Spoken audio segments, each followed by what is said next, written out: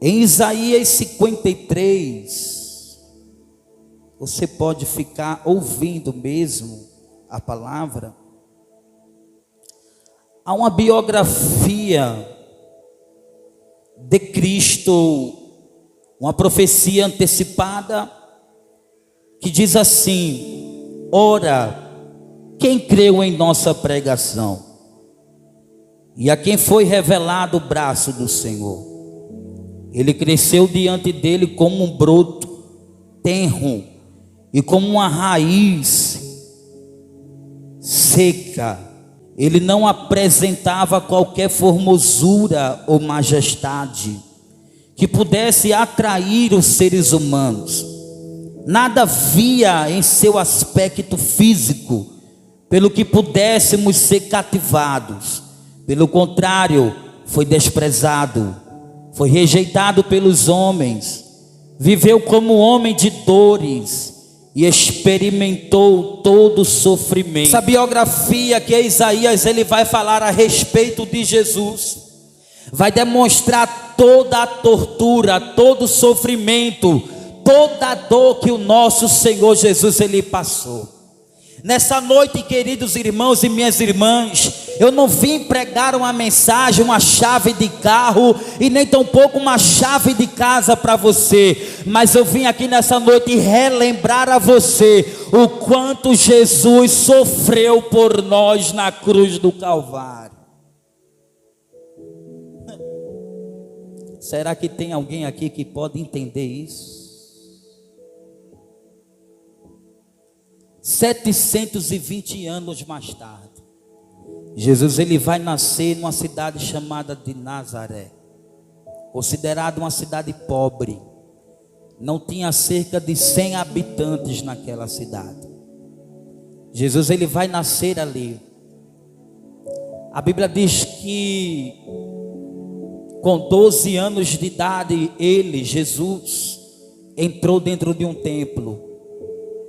E dentro desse templo, a sua sabedoria era tão honrosa, era tão grande, que os mestres da lei olhavam para ele e perguntavam um ao outro: de quem era esse filho?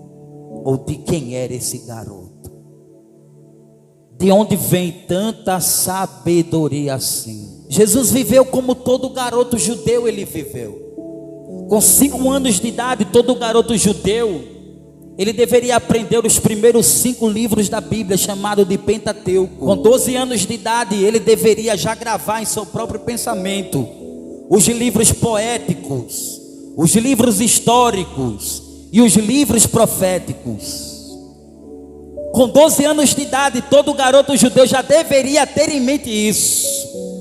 Mas quando ele completava seus 14 anos de idade, ele deveria escolher acerca do que queria viver.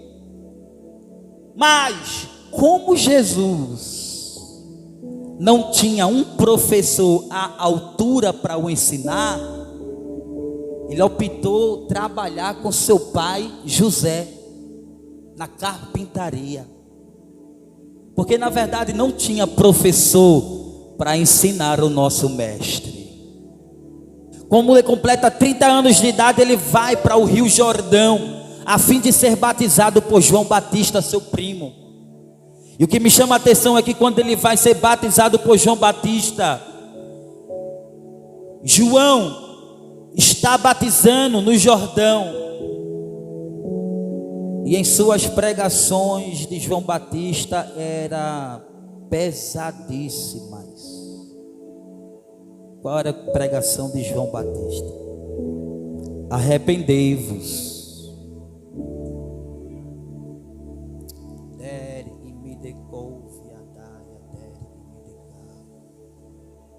A pregação dele era: arrependei-vos e credes no Evangelho. Mostrai verdadeiramente frutos. Você sabia que nós somos umas árvores? Você sabia que você é uma árvore? E você é responsável pelo fruto que sua própria árvore vai brotar? E você sabia que pelos seus frutos você vai ser julgado? João Batista pregava: arrependei-vos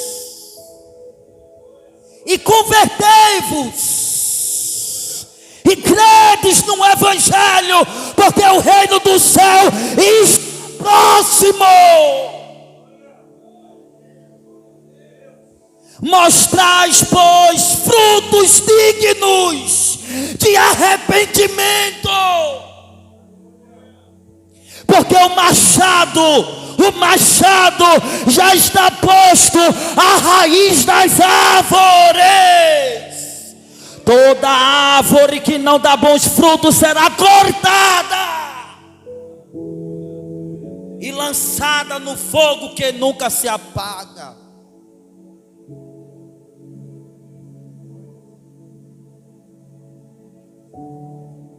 Os fariseus chegavam perto de João Batista para olhar, porque assim tem muita gente que olha, mas não chega. Tem muita gente que observa, mas não ajunta. Jesus, ele disse: aquele que comigo não ajunta se espalha.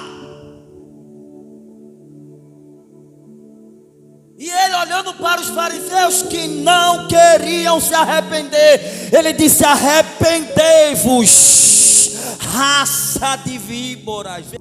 Jesus está chegando. João Batista está batizando no Jordão. Quando João Batista vê de longe Jesus vindo, ele abre a sua boca e diz: eis o Cordeiro de Deus.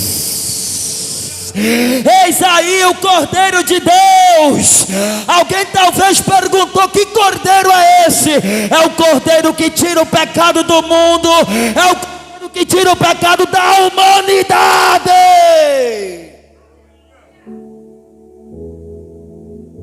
Oh, glória.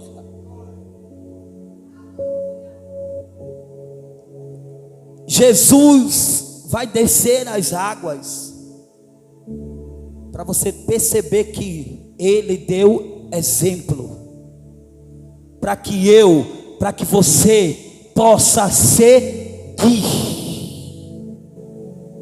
Jesus, ele se levanta. 3 fenômenos sobrenaturais acontecem no batismo de Jesus. Primeiro, o céu se abriu. O primeiro fenômeno sobrenatural, quando ele desce as águas, o céu se abre. Segundo fenômeno sobrenatural, uma pomba, ou seja, o Espírito Santo em forma corpórea de uma pomba desce do céu e repousa sobre Jesus. E em terceiro sinal, fenômeno sobrenatural, uma voz brada do céu dizendo: esse é meu filho amado, ele escutai-o. Deus confirmando o ministério do seu filho Jesus. Esse é meu filho amado. Jesus, ele vai fazer discípulos. Quando Jesus ele está andando, Jesus ele vai avistar Pedro e André e Tiago pescando. Ele vai olhar para os 3 e diz: ei, me segue, e eu vos farei pescadores de homens. André olhou para Jesus e se alegrou. E o que é que André vai dizer a Pedro? Pedro, nós achamos o Cristo. Nós achamos o Messias prometido. A Bíblia diz que quando André anuncia Pedro, a Bíblia diz também que Filipe observa. Filipe também se alegra com a notícia que o Messias tinha chegado. E o que é que Filipe vai fazer? Filipe vai atrás de Natanael. Natanael está no local aonde Felipe chega e vai dizer: Natanael, nós achamos o Cristo, nós achamos o Messias. A Bíblia diz que Natanael perguntou: e aonde ele está? Felipe disse: ele está em Nazaré, aonde ele nasceu. O que é que Natanael ele vai falar? Será que pode vir alguma coisa boa de Nazaré? Lembra que quando eu disse que quando Jesus nasceu, ele nasceu em uma cidade pobre, em uma cidade miserável, aonde os moradores não tinham nem casa, trabalhavam com agricultura e dormiam até na praça. Mas quando Natanael escutou que ele vinha de Nazaré, ele exclamou dizendo com um ar de riso: será que pode vir alguma coisa boa de Nazaré? Aí Felipe vai dizer: venha e veja, venha e veja. Jesus olha para Natanael. Natanael olhou para ele e disse: és tu o Messias? Olha o que Jesus vai dizer para Natanael: eu te vi, Natanael, assentadinho debaixo de uma figueira. É muito forte isso aqui, gente. Porque Jesus disse: eu te vi debaixo de uma figueira, Natanael. Quando Jesus nasceu, Herodes se perturbou, porque a notícia se espalhou que um rei, aliás, que um menino já nasceu rei e dos judeus. Isso perturbou o coração do rei Herodes. O que é que ele fez, irmão Gustavo? Mandou matar todos os meninos abaixo de 2 anos para baixo. E Natanael foi livre e também teve livramento dessa morte. Os pais de Natanael colocou ele debaixo de uma figueira. Jesus viu essa cena em que ninguém viu. Enquanto Natanael ainda bebê, Jesus também ainda bebê, mas como homem na terra e como Deus no céu, ele já viu aquela cena. Enquanto Natanael chegou perto de Jesus, ele disse: ei, Natanael, eu te vi debaixo de uma figueira. Natanael olhou para Jesus e disse: verdadeiramente tu és o Filho de Deus.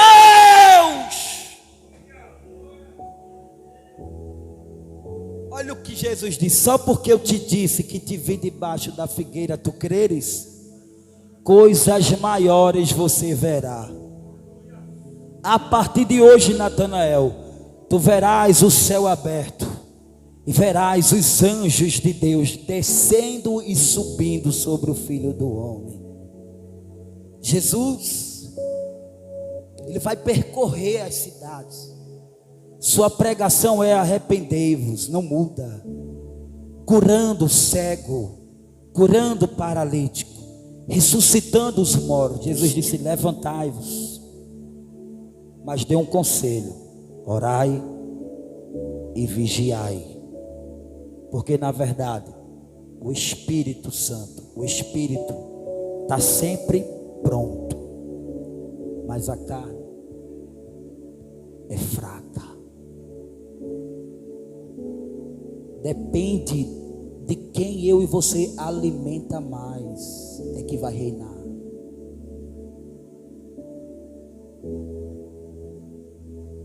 Se o espírito estiver muito alimentado, a carne não tem poder. Mas se a carne estiver muito alimentada, o espírito não tem poder.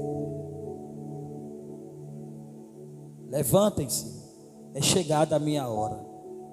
Judas já vem com os sacerdotes e com a guarda pretoriana. Judas deu um sinal, porque os romanos não sabiam até então quem era o Cristo, porque todos eles eram idênticos. O sinal que Judas deu é: aquele a quem eu beijar, prendei-o. Meu Deus, eu tenho que falar isso aqui, viu?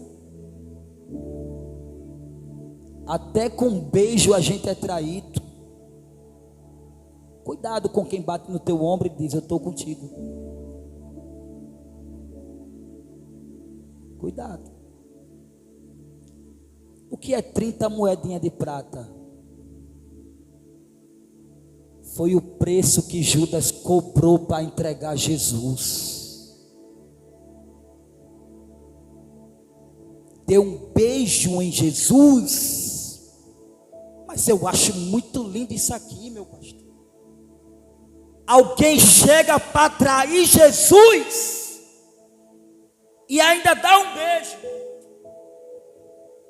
E Jesus não abriu a boca e disse: traidor. Jesus olhou para ele e disse: meu amigo, é com um beijo que tu traz o Filho do Homem.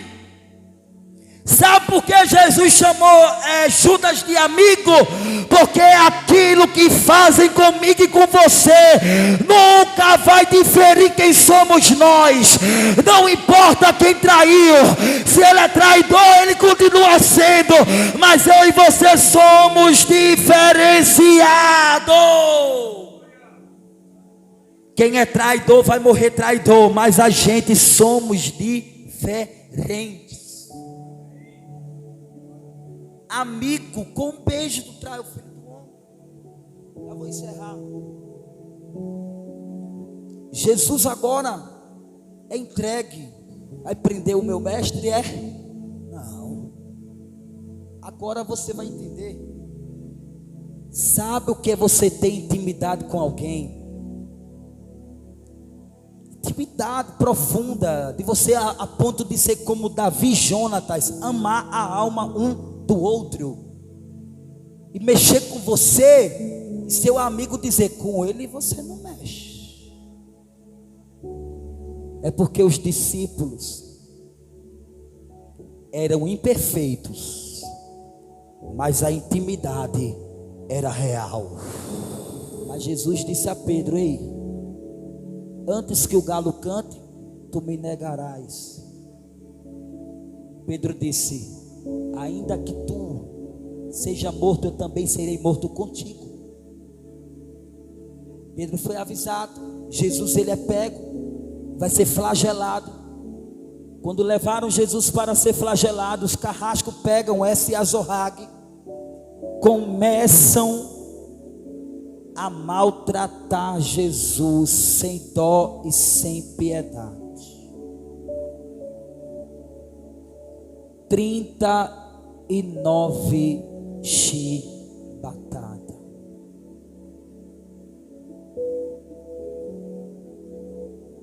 Cada chicotada nas costas dilacerava o tecido da pele de Cristo.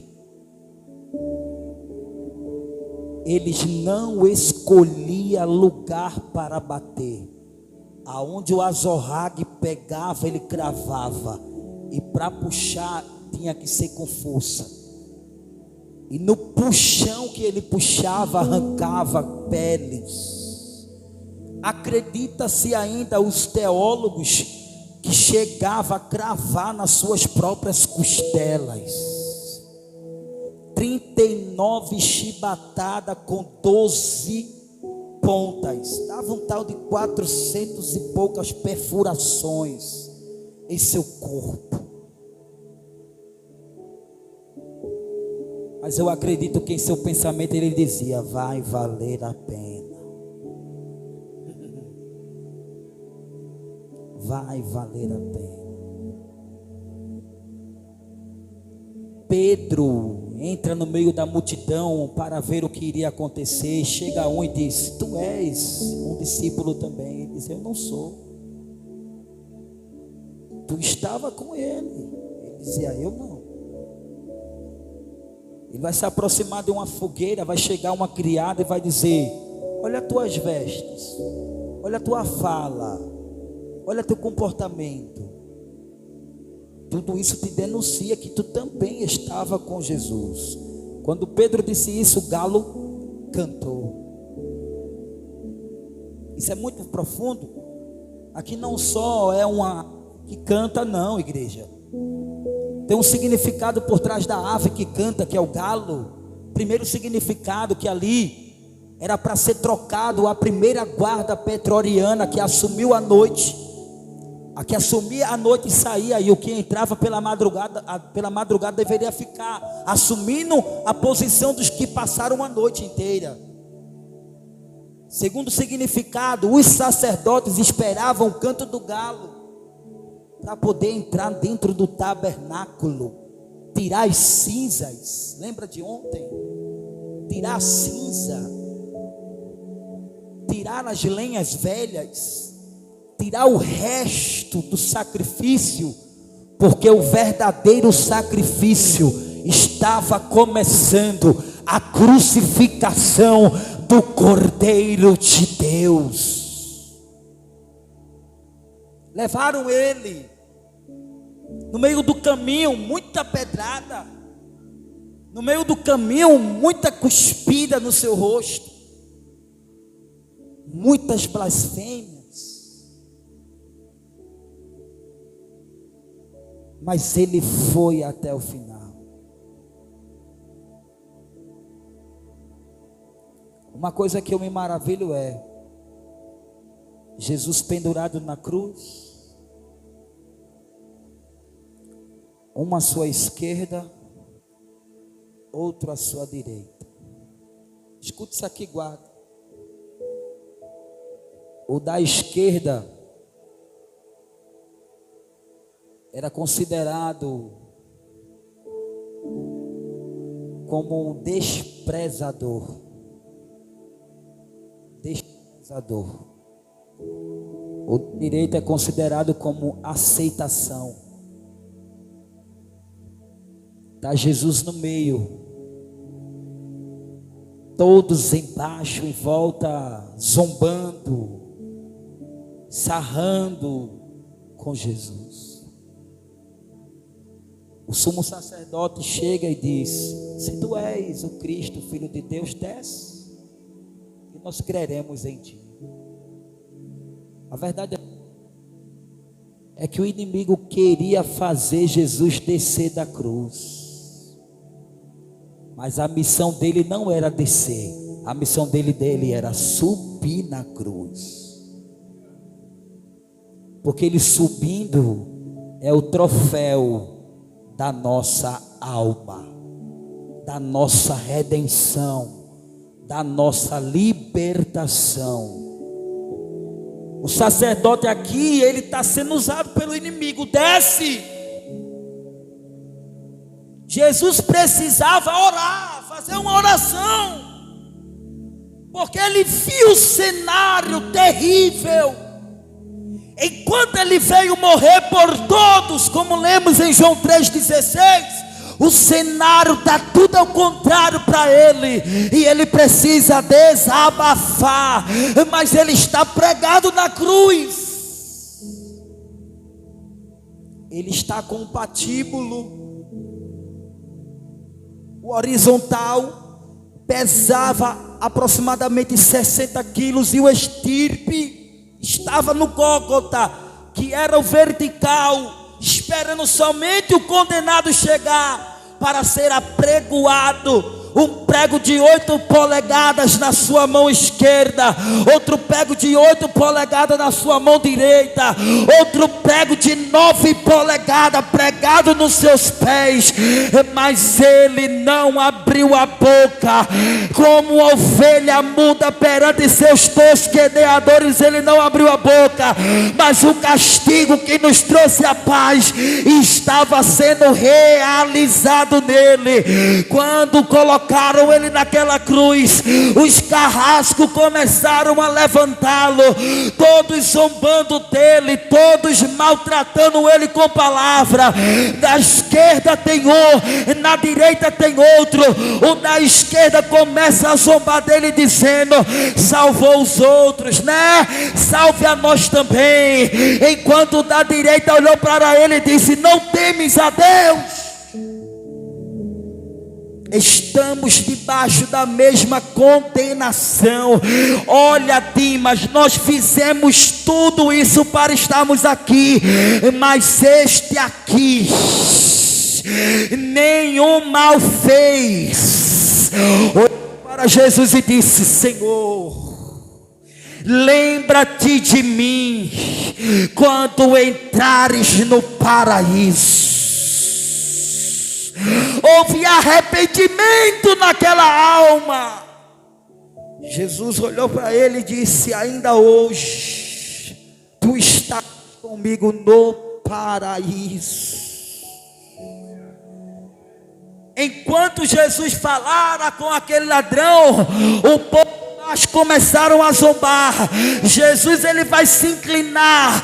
Ele estava muito apático, perdeu muito sangue, a cruz de espinho de acácia na cabeça, apregoada ainda com um azorrague, e ele clamava dizendo: Pai, perdoa-os, pois eles não sabem o que fazem.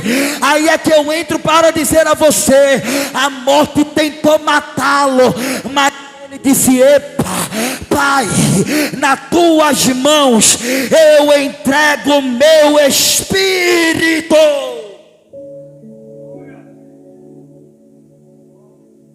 E Jesus se rende, não à morte, mas ao espírito.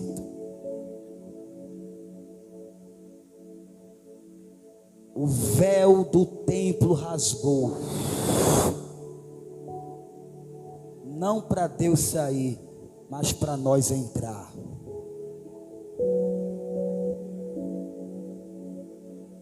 O céu escureceu, a terra estremeceu, e os mortos ressuscitaram e entraram em Jerusalém.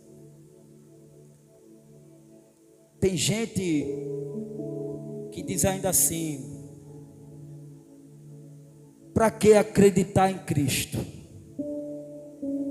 Ele era tão pobre que nem lugar para ser sepultado ele tinha, teve que pegar emprestado. Aí o pastor olhou para ele e disse assim: para que ele queria um sepulcro para ele próprio, que ele só queria passar 3 dias e 3 noites? Pedro, 1 Pedro 3,18 diz que ele vai descer ao mundo inferior dos mortos. Ele não vai pregar, ele vai anunciar a sua vitória. É como se ele estivesse dizendo: eu venci a morte. E se ele venceu a morte, ele está dizendo: vocês também vão vencer a morte. Eu cheguei até aqui.